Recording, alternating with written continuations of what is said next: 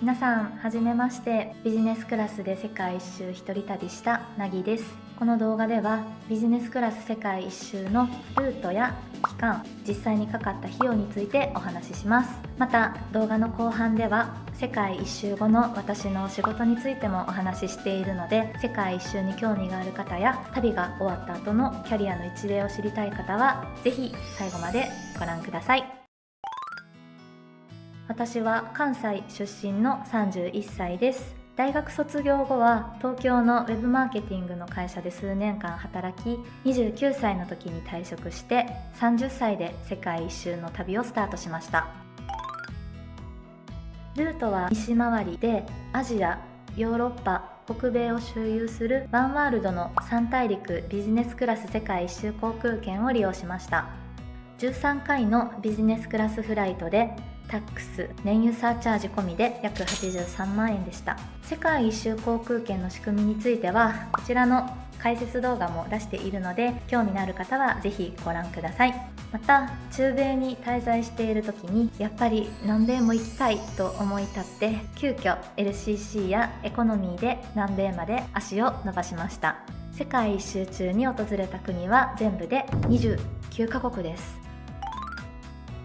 旅の期間は約1年間で、途中で1ヶ月半ほど日本に一時帰国もしました。荷物は機内持ち込みサイズのスーツケースとバックパックでした。エアビーをメインにホステルやホームステイも利用しながら暮らすように旅をしていました。なのでこのチャンネルには高級ホテルは一切出てきません。すみません。でも食べることは大好きで、時々いいレストランには行っていたので、世界各国の美味しかったレストランなども紹介していく予定です。また長期の海外旅行におすすめの持ち物紹介動画も出しているので、気になる方はぜひこちらもチェックしてみてください。予算は特に決めずに出発したんですが、航空券、生活費、日本への一時帰国など全て含めて450万円ほどかかりました。国別に家計簿もつけていたので、また別の動画でどの国でどのくらい使ったのかっていうのもご紹介できたらと思っています。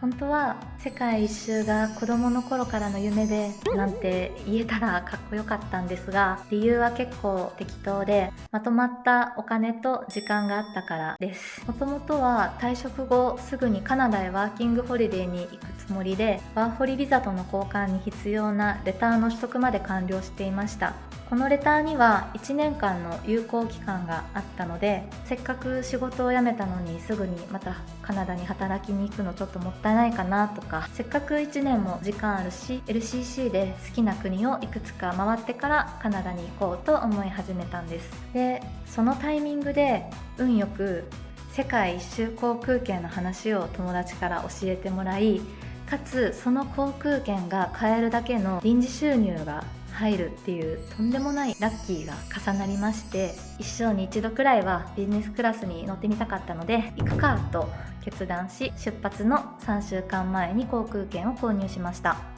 ただ計画性のない適当人間がえいやで決めたルートだったので、4回くらいルート変更することになってしまいました。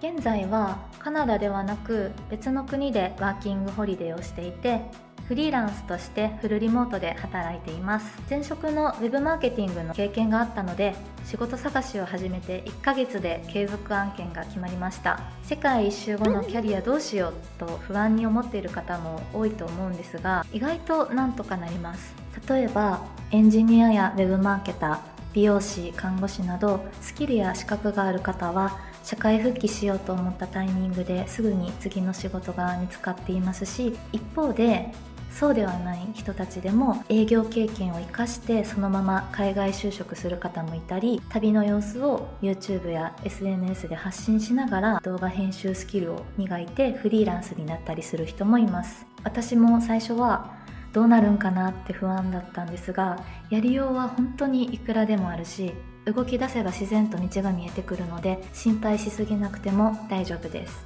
安心してください。今後は世界一周のお役立ち情報や Vlog に加えてフリーランスとしての働き方や案件の見つけ方、そして世界一周中の外国人とのデートだったり恋愛事情なんかも赤裸々に発信していく予定です。興味がある方はぜひチャンネル登録して今後の動画も楽しみにしていただけたらと思います。またこの動画を気に入っていただけたらぜひいいねだったりコメントなどで応援してもらえると嬉しいです。次回は海外旅行の外貨の両替方法についての動画を出す予定です。いつもなんとなく空港で両替しちゃってるなって人は必見の内容となっておりますので、ぜひ次の動画もご覧いただければと思います。それではまた次の動画でお会いしましょう。なぎでした。バイバーイ。